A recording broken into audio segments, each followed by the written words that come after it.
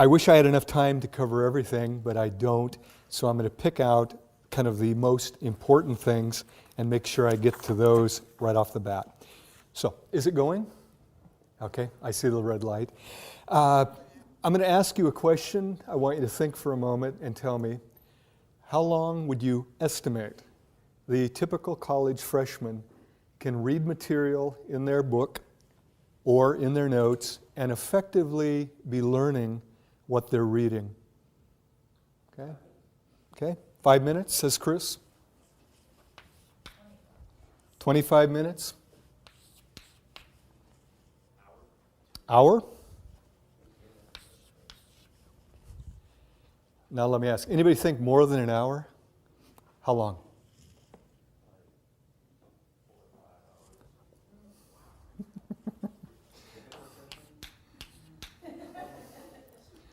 By the way, I had a guy, last time I did this, he said, I can do it about 6 hours. And I just, well, then I found out he is a medical resident, just finished medical school. His wife was in my class. And indeed, my daughter's fourth year med, oh yeah, 4 or 5 hours, but that's not typical, I can tell you, okay? Anybody less than 5 minutes? Okay. So we got 5 to maybe 4 or 5 hours. A study was done, I believe the University of Michigan.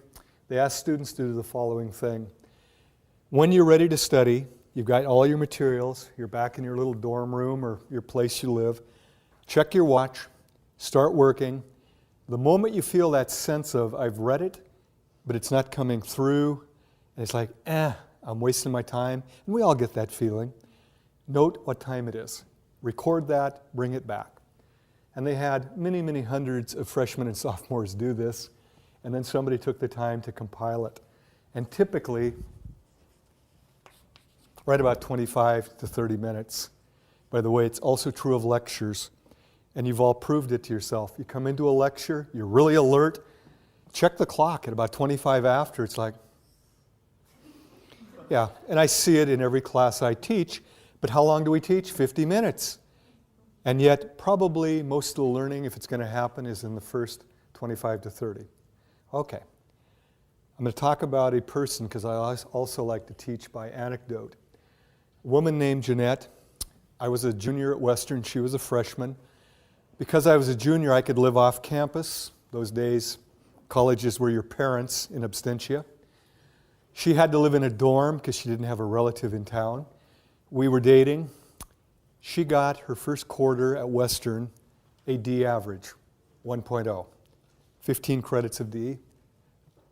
She decided she really needed to buckle down, plus the school said, if you don't make it up, you're going to be kicked out. So the second quarter of her freshman year, she set the following goal: to study for 6 hours a night, nonstop, 6 to midnight, Sunday night through Thursday night. Friday, Saturday, she could party. The rest of the week, she was going to study. Now, one would assume, my gosh, going from little studying to 6 hours a night, 5 nights of the week, she should have aced everything. You want to guess her grade point, second quarter? 0.0. She failed every class. And this is why telling people to study more does not necessarily help. In some cases, it might actually worsen their performance. What I want to do is show you graphically what I'm talking about.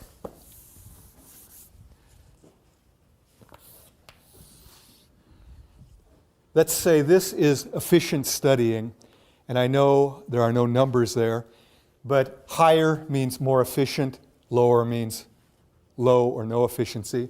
And this axis, we're looking at time. Here's what happens for the average student. For her, 6 o'clock in the evening, after her supper at the residency dining hall, she plopped herself down at her little study area and started studying. But here's what happened. By about 6:30, she was in a major slump. But what was her goal? To study 6 hours.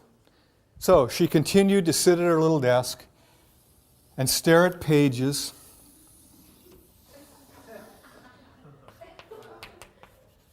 until midnight. She was at her desk 6 hours. How long did she actually study? About 20, 30 minutes. Now, there's a simple concept in psychology that all of you are aware of. Things that are reinforced, we tend to do more of. Things that are punished or ignored, we tend to do less of. We operate by those principles to a large degree. If you're sitting there for 6 hours, are you feeling good? No. Once you get here, you're looking at your book going, I hate geography. I hate literature. I hate psychology. All the things we're trying to get you to fall in love with, you're hating it. And so her actual good studying was followed by 5.5 hours of pain and misery.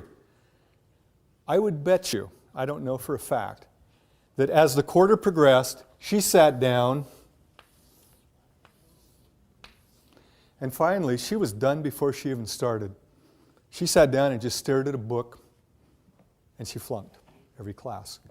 Now, had she taken this little seminar or figured things out on her own, she'd know what to do. First rule, the moment you start to slide, you're shoveling against the tide. What you need to do is what? Take a break. And here's what's cool about it. You can study for a half hour. It doesn't take a half-hour break to recharge your batteries. For most people, about 5 minutes. And this is where you go away, do something fun for 5 minutes. Call a friend, talk to a child, talk to a parent, a roommate. Enjoy some music. Do something you enjoy and actually say, this is my treat for having studied for 30 minutes effectively. Go back and here's what happens. Your efficiency is nearly 100%. Study a half hour, take a break. Study a half hour, study a half hour. Now, had she done that over a course of 6 hours, she would have got about 5.5 hours of serious studying and about a half hour of total break time. I really don't believe she would have flunked out. Now, I get students complaining, I don't have enough time to study. Look for a break at work. Look for a break at home. Those little 15, 20 minutes can be very efficient if you apply them efficiently. Unfortunately, sometimes it's really tough to get those moments, but you need to build them in somehow. You've got to have at least some time to study. It's not going to happen through osmosis. Now, I'm going to ask you a final question. Let's say you've studied till midnight. What do you want to do after your last study 20, 30 minutes? No, not yet. You want to give yourself a big treat, okay? Whenever your studying time is done, plan something special. Now, for most women, especially with kids, it's a Calgon bath with candles and the bathroom door locked and the statement, if you bother me, I will take your head off. This is where guys go, what? Yeah, moms have no privacy. Kids walk in while you're using the toilet, while you're in the tub. They'll bring their friends with them, won't they? Dads don't put up with that. When dads are in the bathroom, it's lock the door, tough luck, go elsewhere.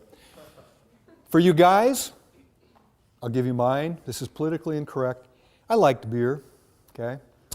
My goal was to knock out all my studying, go to the Iron Bull Tavern in Bellingham, knock down a couple beers for my treat. Now my buddies, they'd say, Lobdell, how are you getting straight A's? Well, I'd studied starting at about 3 in the afternoon. By 9 o'clock at night, when pictures went on cheap, I'd done all my studying. I went in and enjoyed my beer. These yahoos started drinking in the afternoon, then went to the tavern, planning to go home and study. You know that's not going to happen, okay? You're not going to study, and even if you do what's called state-dependent memory, you'll typically only remember if you're intoxicated. And I don't recommend getting drunk before a test. It's kind of a stupid thing. If you plan your day right, you can have those little study breaks, but the coolest part is this. Because you're now reinforcing it with those little breaks and something fun, you extend it. And you'll find you can go 30, 40, 50, an hour and a half. And this is training. Those of you who go on to advanced degrees, you're going to have to study incredible lengths of time without taking a break, because you've got to get it done, like my daughter in med school. It's just amazing. I've told her I couldn't do it now, or actually I wouldn't do it. You're training yourself, and if you do it right, it becomes progressively easier. Okay, next question. How many of you have a true study or library in your place of residence? Okay. Two of you, if I'm seeing correctly. I've always envied that. A quiet place to actually do reading or studying, okay? I'm going to make a prediction. Many of you study in your bedroom. Okay? How many of you study in your bedroom? We'll raise high so everybody can see. That's where I studied a lot, especially when I did go to community college. If you don't study in your bedroom, I bet some of you study at the dining room table / kitchen table or bar. How many of you study at the dining, kitchen, bar? Okay. Now, if you don't study in those two places and you don't have a study or library, you study in the family room, rec room, living room, the place where your TV and stereo is, your couch, your easy chair. How many of you study there? Okay. Now, some of you might actually drive to a school or library. Any of you do that? Go to okay, a few of you do. I still remember living at home, going to Highline Community College. My folks bought me a little desk. I still have it, okay? Little desk, and I'd come home, because I did work then at Albertsons. Typically we got off at 9, get home about 10. And I'd start studying. I still remember reading Billy Budd, okay, Melville. And I'm sitting there studying, and my eyes are just, And then the bed started calling to me. Marty, come lie upon me. Now, those of you who've studied the Greek, the idea of the sirens calling sailors to the rocks, oh, it's real. I'd hear the bed call me, and I'd finally go, oh, I'll just lie down for a moment. Next thing, my mom would be yelling, Marty, you're late for your English class. And he's like, oh, God, I didn't read Billy Budd, and I'm screwed. Let me ask you, what's the primary function of a bedroom? What's the secondary function? Good.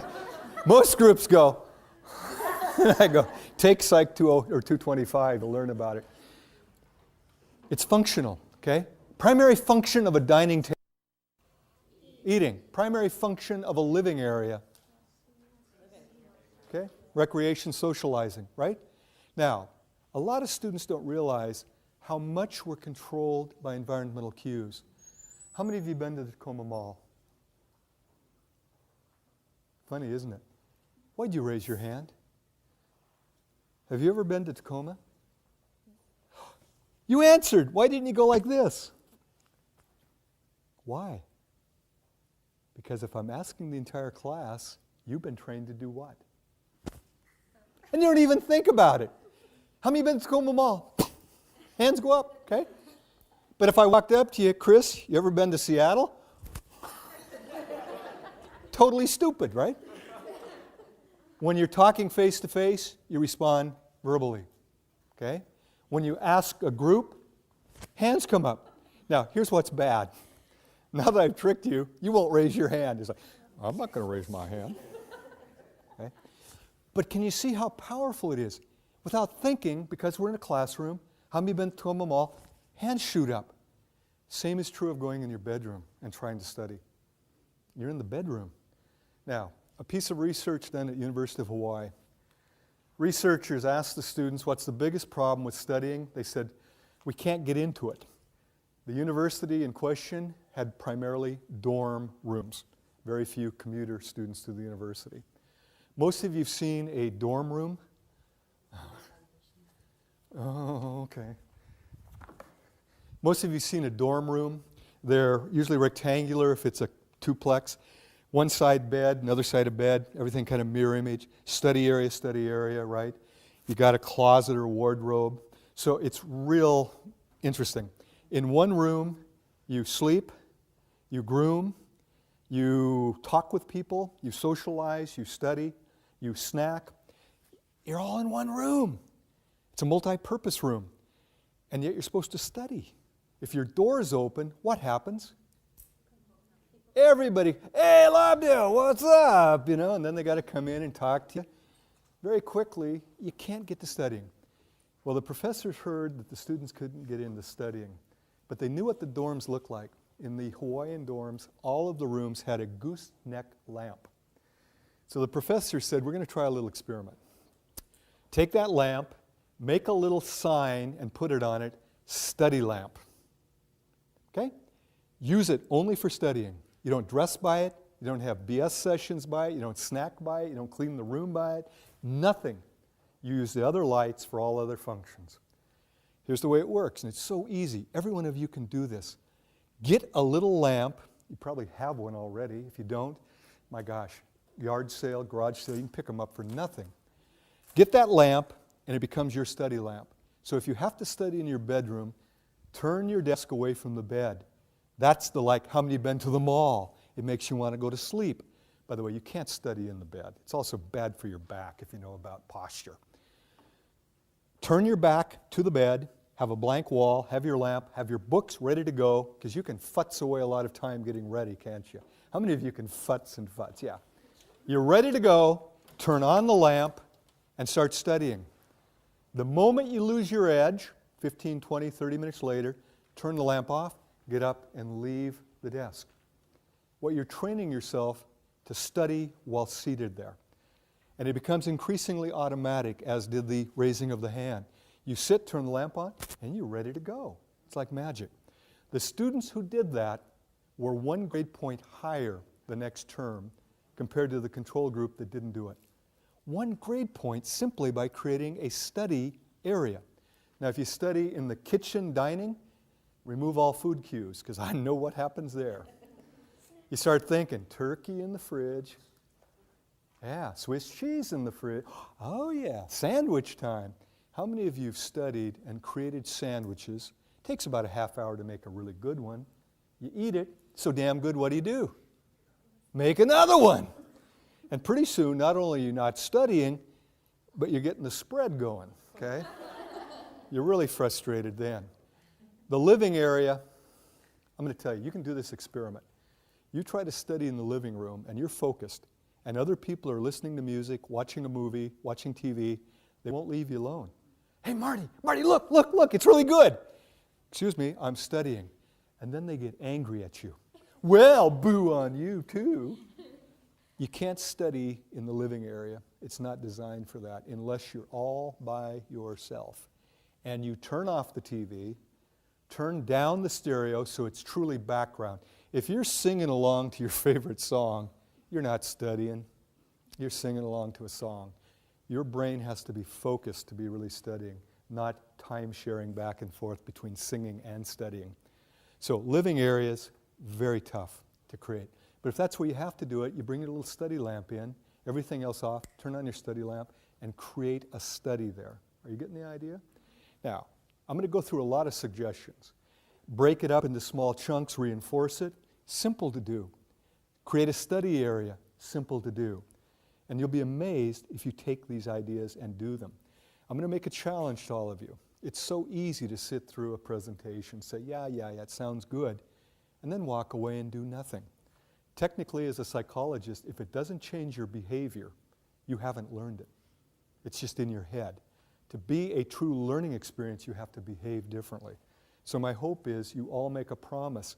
I'll try at least 1 or 2 of what I talk about today. And when you find out it works, say, gosh, I'll try a 3rd one, maybe a 4th. I went back to grad school in the mid-'80s. Second time around, I actually aced every class. PLU gives pluses. I got pluses in all but 1 class.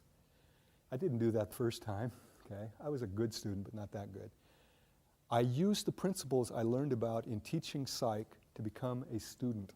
I wish somebody had told me these things when I was a student the first time. It would have been a lot easier. Okay, so we've got 2 things going.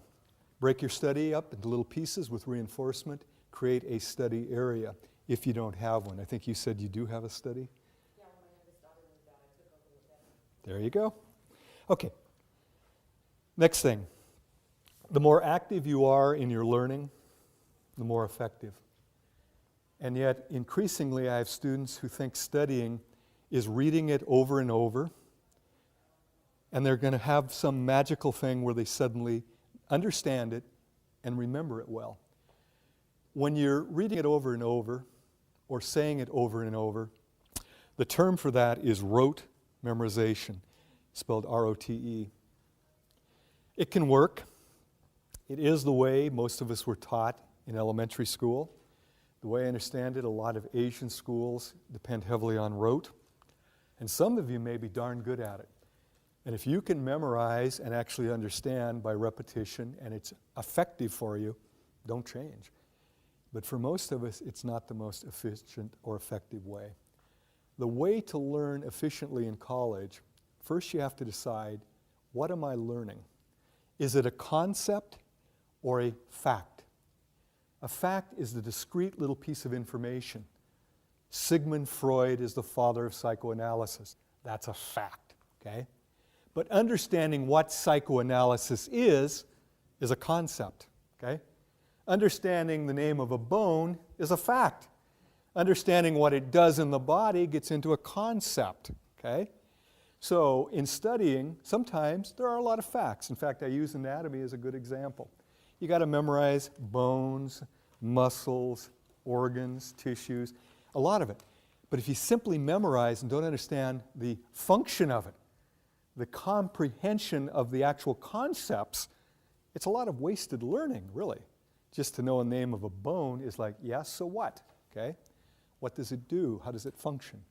So, if it's a fact or a factoid, you have to approach it one way, and I'll talk about how you do that. But in most college classes, what we as professors are most concerned about is that you grasp the concept. Because concepts, once grasped, will stay with you a lifetime. Facts can easily get confused, but that's why we have Google, why we have reference books. If you know the concept, you can quickly look up the fact if you have to know that for particular fact. Neat thing is, I get questions, who has more advantage, younger students or older students? Depends on what you're talking about. Most of us, as we get older, realize concepts are what are really important to make our lives better, to be effective in our work, to be effective in our personal lives. Facts, though, we realize we can look up. We can get those if we need them. Young people actually often learn facts very quickly, but they never think about the concept. And I'll give you a simple example. I'm an old guy. When I was a bit younger, I would sing along with the radio with my adolescent daughter in the car. Oh, Dad, if you don't know the words, don't sing the song. I'd say, okay, Beth, you're right. I'm not singing exactly what he or she's singing, but it's conceptually the same. What? I'd say, what's the song about? I don't know. She couldn't tell me what the song was about, but she could tell me every word in the song. That's learning facts and not seeing the concept. I, as an adult, I know the concept. I just make up my own lyrics, okay? Because I don't worry about the factual. Now, some of you are going, yeah, but my teacher does.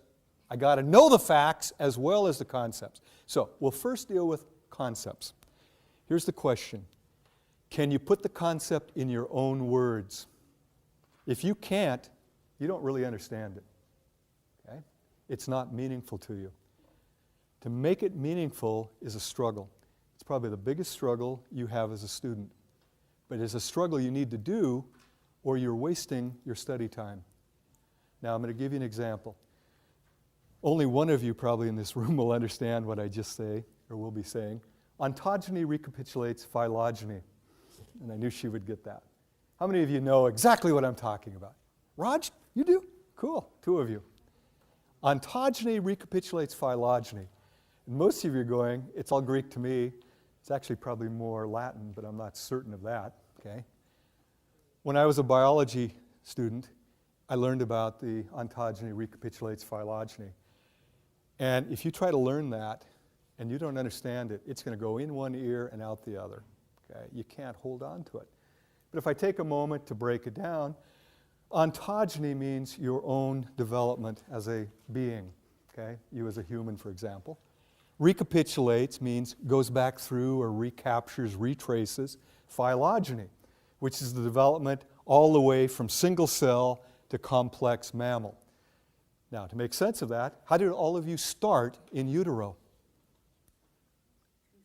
A single fertilized cell, right? An ovum that's fertilized. And then it starts dividing and you get all that. But you get a little period, and this is what they first looked at embryos, where we look like a little thing that looks like a tadpole, right? Yeah, tadpole-ish. So we start with a single egg that's fertilized, and then we get this little thing that looks kind of like a tadpole, and they thought these were gill slits, okay? They're not, they're just what becomes the thoracic area. But there's no legs. It looks like a little tail. Oh, we had a tail. Got the idea? Well, then we get our arm buds and we get them growing, so we now get arms and legs. And gradually, we start looking more like a human being. By the way, take an embryo of any mammal. You probably couldn't tell one from the other. Human, pig, doesn't matter. They all look very much alike, don't they? Now, you understand ontogeny recapitulates phylogeny. But if an instructor doesn't take the time to tell you that, and you just read it and go, whatever, I'll memorize it, you will forget it about as quickly as you can get through it. I'm not going to prove this. You all get to do a little memory task. Got to find the right. Here we go. I'm going to read to you 13 letters from our alphabet. You all know the alphabet, right? Should be meaningful. As soon as I finish, I want you to say them back to me in the same sequence that I give them to you. So I'll say them and then I'll go like that. Just say them back. Y, T, R, H, don't write them. A, U, S, P, D, P, A, Y, H.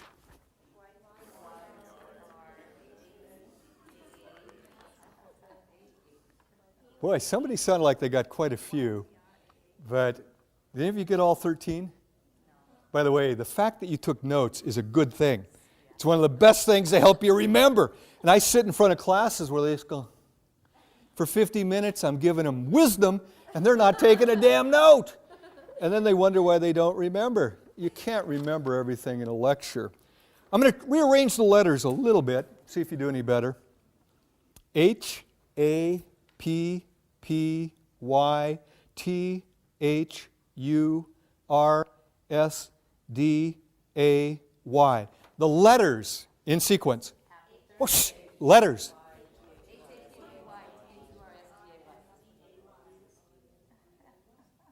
Most of you got all 13. And you thought coming to this lecture you might gain nothing. I've just taken your short-term memory span, which is usually 5 to about 9 letters, and expanded it to 13. Can you give them again? What are they? Damn, you're good. Or I'm good. Now, obviously, it was a little easier. Those were the same 13 letters. Same ones. If you're studying anything conceptual and you're trying to memorize it, it's like Y, T, R. It doesn't make any sense. It's in one eye, out the other. If it's out loud, one ear, out the other. But if you take the time to discover the meaning in it, suddenly it clicks. And I could probably ask you next week what were those 13 letters, and most of you tell me. At the end of the quarter, I could ask you. Most of you could tell me. You might be confused. Was it Happy Wednesday or Thursday? But you'd guess probably Thursday. Now, some of you are in my intro class this quarter. And I do something that I wish I had time to do. I divide the class in two, using a card, so half reads one, the other half reads another card. I have one group try to estimate the number of vowels in a series of words that I read to them. So they're thinking about the words, but we'd say that's superficial thinking. How many vowels in mosquito? How many vowels in bottle? How many vowels in elephant? And they get to write down what they think is the number of vowels. The second group are instructed. They're told you need to think about how valuable this item would be if you were stranded on a deserted island. And you then rate its value on a 5-point scale, 1 being no value, 5 being highly valuable. That's called deeper processing. You're now thinking about it in terms of its application or use. By the way, I always think elephant is a fun one. I'd give it a 5, okay? not only company, but if you got really hungry, you got a lot of food there, right? I then read, I think it's about 30 words. Everybody's writing down their numbers. I then have them do a stalling exercise where they write their name, phone number, and address. That's to dump short-term memory, because they might be thinking about the words I just read. If you're now writing your name and address, it changes your focus. Short-term memory only lasts about 20 to 30 seconds. It's pretty brief.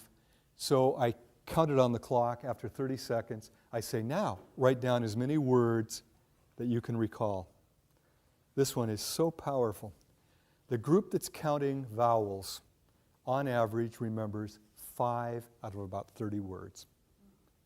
Time and time again. The group that's thinking about the usefulness on a deserted island remembers 10.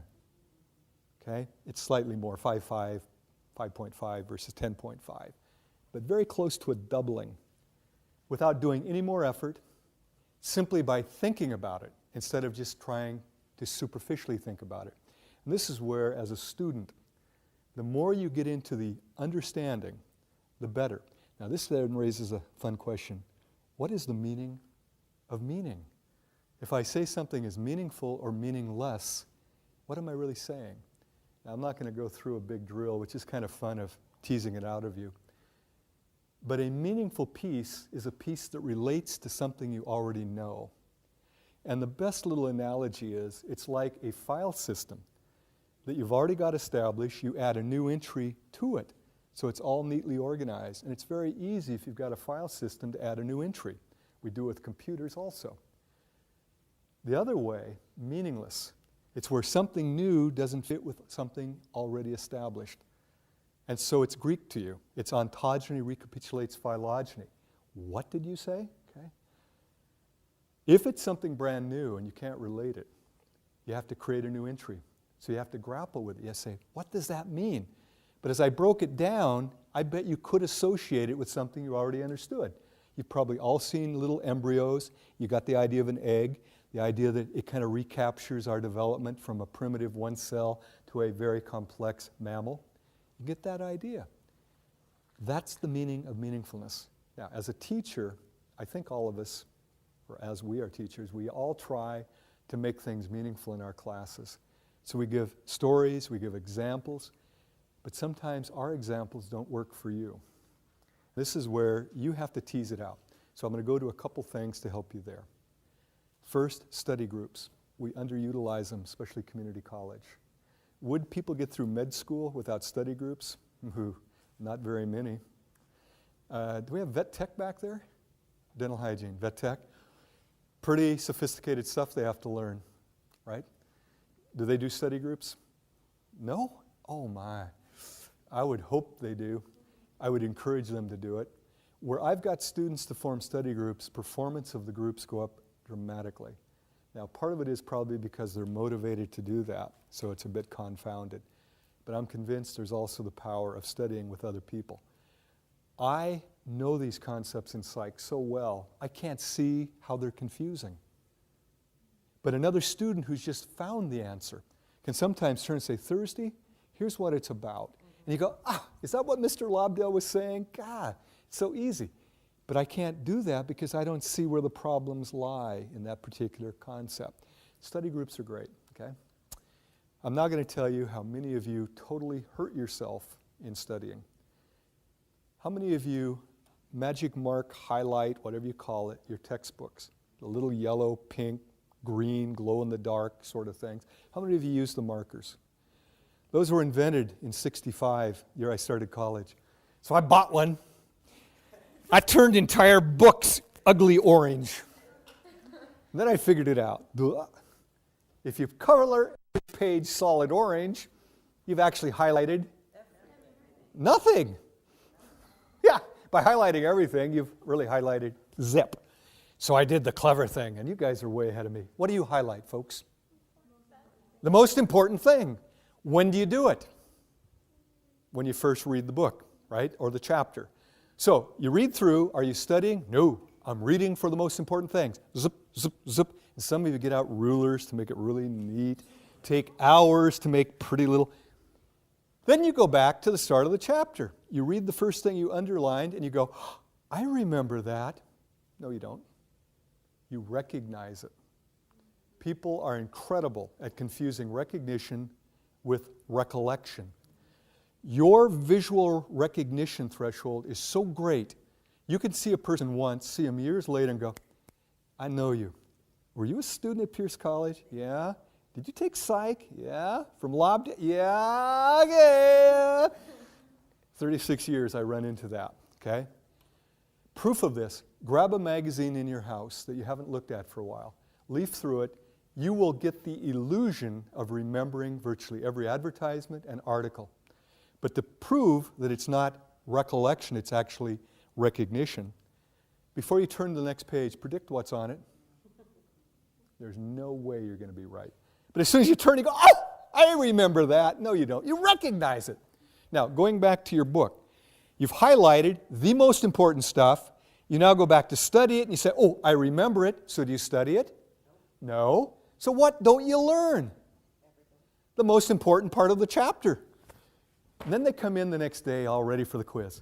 Oh, I studied hard last night, Mr. Lobdell. Here's your quiz. I don't believe it. I can't remember a thing. How many of you heard that? Those of you who teach, I could retire now if I had $1 for every one of those comments. I don't correct him. I shake my head and think, poor baby, you think you knew it, but in fact, you recognized it. You didn't know it. Now back to this active learning. How do you know it? If you can look at it, go to the next one, read it, and then stop and go back to the one before. Look up in the sky and in your own words, say what that was about. Yeah, you know it. You will not forget it overnight unless you suffer a pretty major cerebral accident. It just doesn't happen. But while we're talking about this, most of you undo good studying by not sleeping adequately. Some of the latest work on REMing, we're not sure exactly how, but there's something going on. It involves the hippocampus. It involves the storage from a transitory long-term memory to a permanent, what we call consolidation. That just labels it, doesn't really say what's happening. But we're getting increasing evidence that that consolidation process is dependent on rapid eye movement sleep, which if you're an adult happens about every hour and a half once you fall asleep. If you're not getting a good night, typically around 8 hours, you're not getting enough REM. What you've studied doesn't become permanent. And I can tell you there are studies that show simply by getting better rest, some students improve markedly in their performance because their brain now stores it a lot more efficiently. By the way, if you know anybody with sleep apnea, the biggest thing they'll tell you is, I can't remember anything. My brain's shot. It's like my memory's gone. Yeah, it is, because your REMing isn't happening because you wake up so often and you can't consolidate and store permanent memories. Here's the funny thing. There's no money to be made by telling people to get more sleep. So you don't hear about it on TV. Sylvian isn't telling you to get better sleep because they don't make any money. I tell students, and they go, yeah, that's nice, but they continue to use their time for other things. It's kind of interesting, isn't it? The best advice, sleep better, and most of you will do better. Most of you won't even begin to take it. And I know why. You got so many other things to do. I'd ask you this, are they important? Is studying and learning the most important thing you're doing as a student? If so, maybe you need to give up some of the other activities. I have students tell me, I don't have enough time. There's 162 hours in a week? We all have the same amount of time. Marty has no more nor less than anybody in this room. The real question is, what do I do with my 162 hours? Am I going to use it well or use it not so well? Okay? I'm going to give you a couple other tips here. Taking notes, so vital. But most students who do it haven't learned a very simple rule. The first moment you get after a class, ideally right after the class, you should sit down with your notes and expand on everything you jotted down. Give it depth, flesh it out, okay? If you even wait to go home and do it a couple hours later, you'll have forgotten some of your own notes. How many of you have done that? You've written beautiful notes, you get them home, you don't know what the hell you wrote. It's like, what is this? Okay? Well, that's a wasted note. But if you take the moment right after class to flesh it out, you now have a little more detail. Odds are at night, You can still recollect it. That will be a powerful addition with only about a 5-minute time investment per class. That is a good trade-off, okay? Now, the next piece. Let's say you're trying to flesh out your notes. It's like, I remember they said it or he said it, but I don't know what it was about. Look for a classmate. They're usually hanging around. Go up to somebody and say, hey, what was that about? And they can tell you. Or flatter the heck out of us. Teachers want students to succeed. Sometimes it isn't perceived that way. We want you to do well. It makes us happy. And anytime a student comes up in the lunchroom, where I always try to have my lunch, and says, Marty, I didn't quite understand this. Can you give me another example? I love it. I'm important. It's like, yeah, okay. You come to my office, not just with I'm not getting anything, but what was that about when you were talking about REM sleep, you know? And I started explaining, that's what my life's about here, okay? We love it. That's a legitimate thing. Or, if you don't want to go to the instructor's office, most of us start up a class. Any questions? Yeah, yesterday I didn't quite understand this piece about ontogeny recapitulating phylogeny. Okay, we'll go through that quickly. Once again, we like that. We want you to be successful. Okay, let me jump back here to see where I am in my presentation. Okay, I was talking about being active. Activity can also take the form of recitation. How many of you know the best way to learn is to teach somebody else? Boy, if you've got family members or roommates, teach them geography, psychology, anatomy. They often love it. One of my dearest students 2 years ago, God, I just loved her. I finally met her parents. She says, I've heard so much about you. I hear every lecture you've given. She would come home, sit around the dinner table, and recapitulate what I'd talked about. It's powerful because it reinforces your learning, plus it tells you if you really understood it. Because if mom or dad says, well, I don't quite get that, and you go, I don't understand it either, then very quickly you have to go back and redo it. Teaching another person. Now, some of you may not have anybody at home to teach, or they are not interested. Too bad. Teach an empty chair. There's nothing wrong with talking out loud. Thinking is internal talking to a large degree. There's also non-talking thinking. Talking out loud, as long as you know you're doing it, is not abnormal. If you think it's somebody else, or it's a real person in an empty chair, talk with me. I'll try to get you lined up with someone who can help. If you have roommates or friends, say, I'm just doing this little Socratic thing where I'm going to explain it to an empty chair. Dialogue with that empty chair. Practice it. Now, for some of you, writing it out in your own words is a good thing. I'm lazy. I never like to do a lot of writing. But I learned very quickly to look at it, look away, and do a little dialogue with myself. Because it told me if I really understood it or not, very quickly. I would also do it with my kids, teach them as best I could, my spouse, anybody who would listen. It's a nice way of learning. Active recitation. By the way, one piece of research said 80% of your study time is best spent reciting and only 20% reading. Okay? This leads to, how are we doing? Ooh. I want to talk about textbooks. I brought the one I'm using in intro right now. Most students have not been taught how to use a textbook, and yet it's such a powerful tool. Because they haven't been taught the power of the tool, a large percentage don't even buy the book, in part because they're getting so darn expensive. Over $100 for this little puppy here, I believe. These books are designed for what's called pedagogy. That's a fancy way of saying helping you learn. And they are seriously done to be, at least according to the people doing it, the most effective way of teaching. But students don't know the effective way of using it. How many of you know of SQ3R? None? 1, 2. I assumed all my students were still learning this until a few years ago I asked. It died out. There's also a SQ4R. There's a newer version of it, which I'm not so familiar with. SQ3R. Survey, that's the S.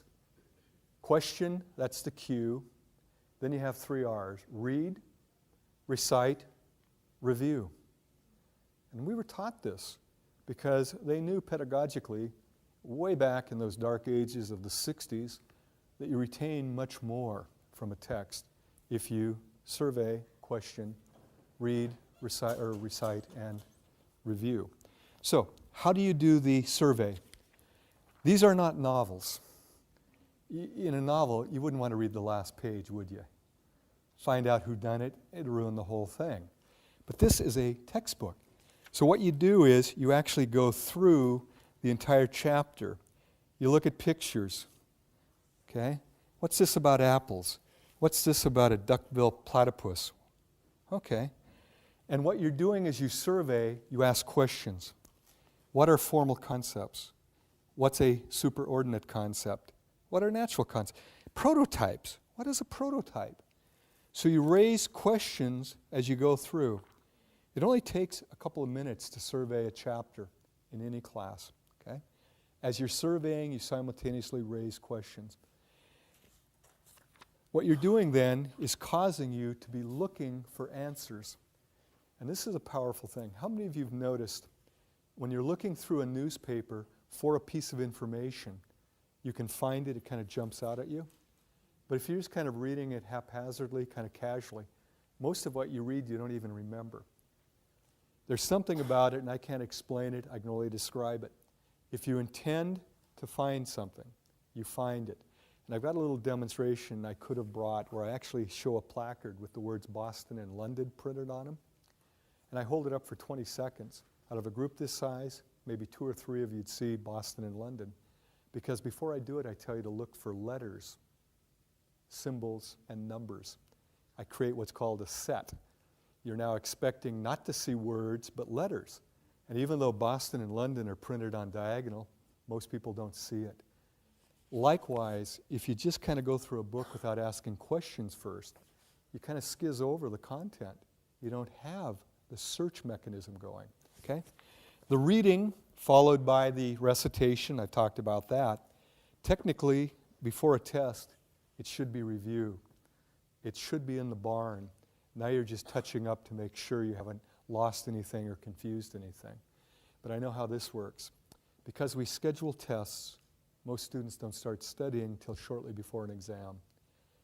And much like my friend, they put so much time all massed together and only study for about a half hour, pull all-nighters so they don't get the good rest, come in and do poorly.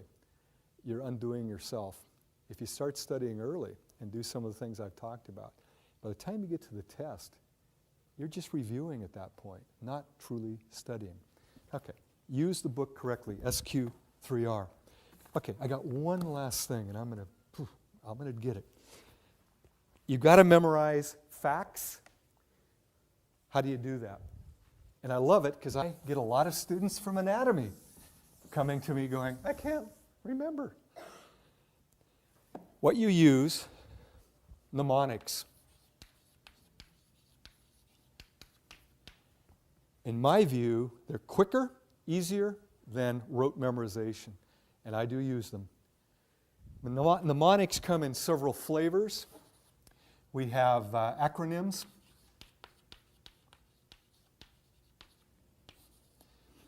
We have the coined sayings and interacting images. There are other types of mnemonics. Technically, taking notes is a mnemonic because a mnemonic is any system that facilitates recall. Most of what I've been talking about are technically mnemonics. But these are more formal, okay? How many of you have learned that you can take letters and form a word of it, using those letters to remember certain facts, okay? Ones that come to my mind, Roy G. Biv. How many of you know about Roy G. Biv? You know.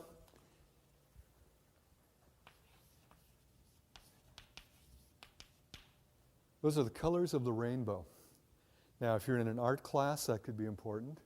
If you're taking physics and you're learning about the spectrum of light when it goes through a prism, or you're breaking down light in anything that refracts it out, like a rainbow, you know. Colors are what?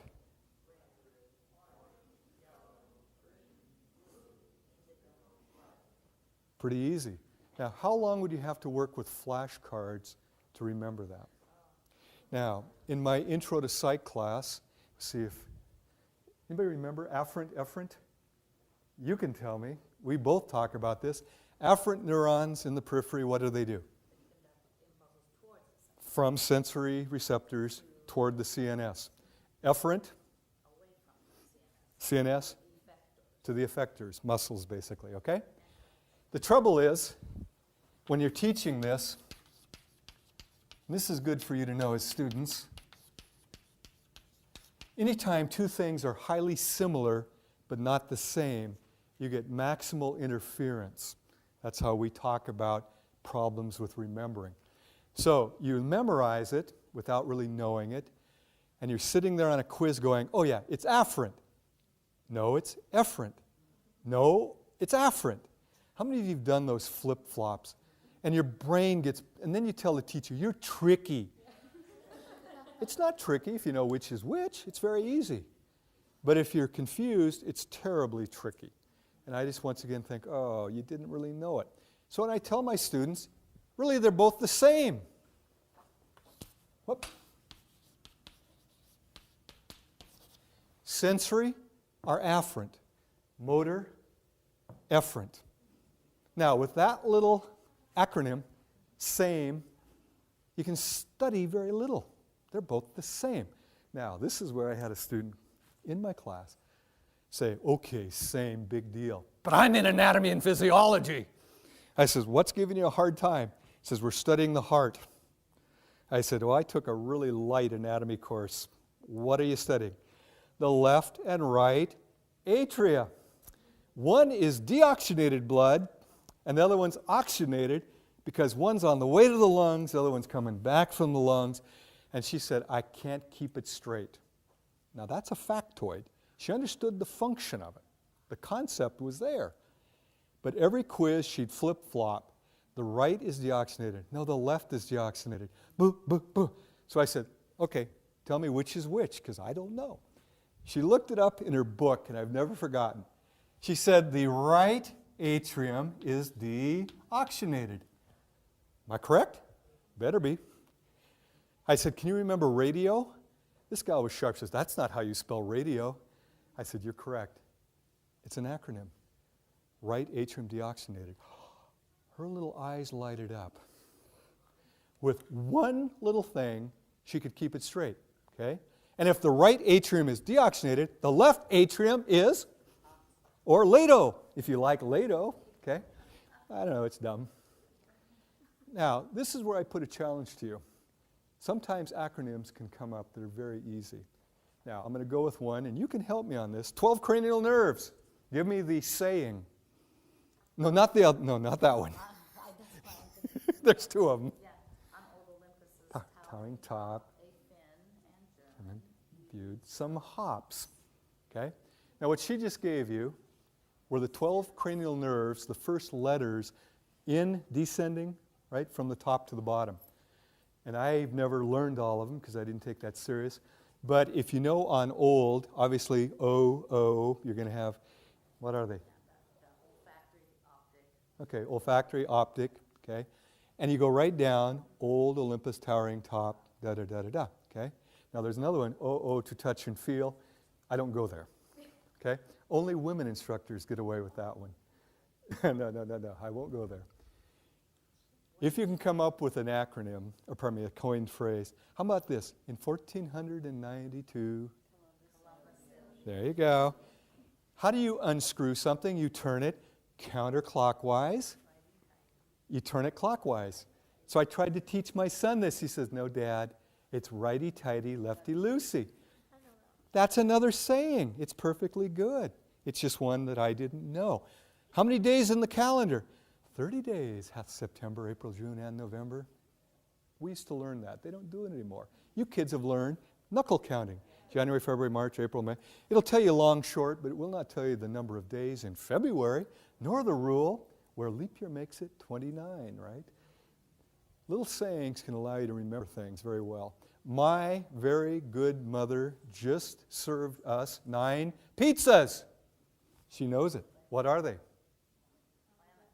Planets from the sun outward. Unfortunately, the pizza is no more. It got degraded, right? It's no longer a planet. Okay, those are the sayings. Sometimes a saying allows you to remember things. For my money, though, the third one, interacting images, is the best of all. And I'm going to draw from nutrition. How many of you taken human nutrition? Aha! You can tell me then. How many calories per gram in protein?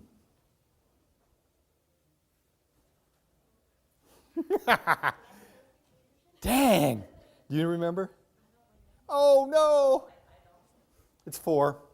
By the way, some books say 4.5. Calories per gram in carbos? 4. Calories per gram in fat?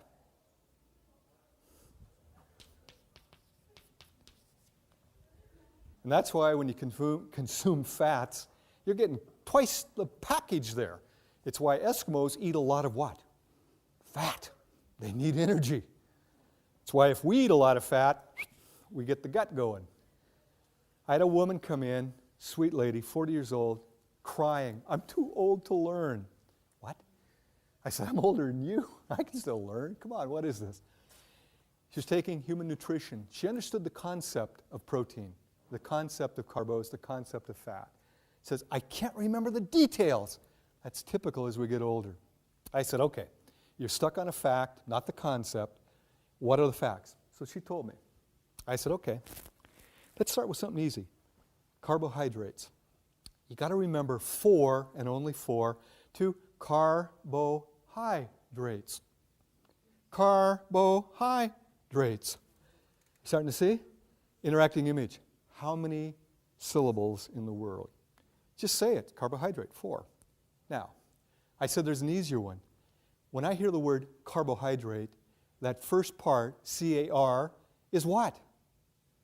What's C-A-R? Car. How many wheels on a car? 4. Cars have 4 wheels. Carbohydrate would have 4. Now, how many know about racing? You got the pro car circuit. Would a pro car have 4? Just like a car. Protein, pro car, 4. Now she's starting to see what I'm getting at. Fat, fat. How do you remember 9 in fat? And she goes, "That's my problem. I can't remember." Well, let me ask you. Some of you know about cats, vet tech, right? How many lives do they have? 9 lives. Now, there's also an expression for rich people. What do we call a rich person regarding cats? Would a fat cat definitely have 9 lives? So I picture fat cats with 9 lives. This woman was almost gleefully happy. 9 calories per gram in a fat cat. Now, I've used this in classes, and I try to get people to realize interacting images work even better if they're a little weird. The weirder, the better, actually. But if you share them with friends, they may go, "Ooh, my God, you're sick." So you may not want to share them all. I have a bunch, and I will not share them in this class. They keep things straight in my mind, but they would sound weird. But one gal came down, and it was so cute. She says, "Marty, I have a way to remember 9. She goes, "I was stationed in Germany. I picture a very obese Fraulein looking at a bowl of strudel, going, 9, 9. I loved it because it's a homophone, but do you think she'll ever forget 9 and fat? She'll just picture the two together. Now, the more you can create those interacting images, the easier it is to remember facts. By the way, alcohol, anybody know? 7 calories per gram. How many letters are in the word alcohol? 7. And if you're a bartender, what's the classic call drink? Seagram 7 with 7-Up. They call them 7 sevens. 7's everywhere. So the more you know about Seagram 7 with 7, it's like 7 calories per gram. By the way, that's also why if you drink a lot, you get heavy quick. It's not very utilizable, but it is energy in your body, which we convert to fat fairly quickly. Okay, got the idea? By the way, eggnog, fat and alcohol, yeah, you can pork out almost instantly.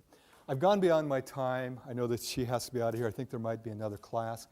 I thank you so much. There's a handout up there. There's also, God, I'm not going to do this. I've been here long enough, I don't have to.